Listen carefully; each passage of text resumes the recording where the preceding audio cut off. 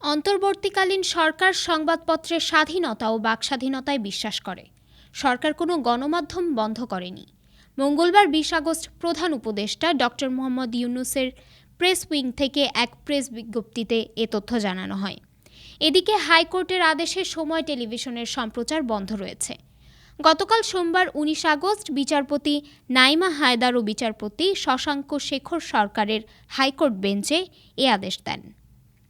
সময় মিডিয়া লিমিটেডের আবেদনের পরিপ্রেক্ষিতে এই আদেশ দেয়া হয় বলে জানিয়েছেন আইনজীবী আহসানুল করিম।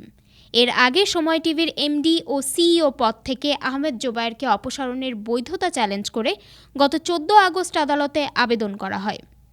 গণমাধ্যমের খবর অনুসারে গত শনিবার ১০ আগস্ট গুলশানের সিটি হাউসে সময় মিডিয়া লিমিটেডের পরিচালনা পর্ষদের সভায় নতুন ব্যবস্থাপনা পরিচালক নির্ধারণ করা হয়।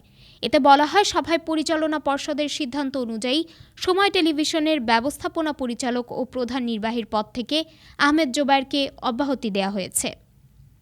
বিজ্ঞপ্তিতে আরও বলা হয়, একই সভায় পরিচালক শম্পা রহমানকে ব্যবস্থাপনা পরিচালক হিসেবে দায়িত্ব দেওয়া হয়।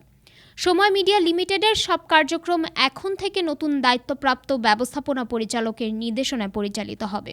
পরে অব্যাহতির বৈধতা চ্যালেঞ্জ করে হাইকোর্টে কোম্পানি বেঞ্চে আবেদন করেন আহমেদ জোবায়ের।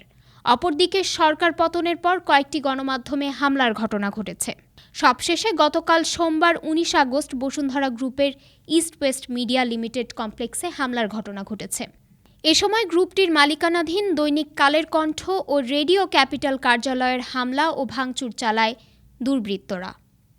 ডেস্ক রিপোর্ট, আজ বার্তা, ঢাকা।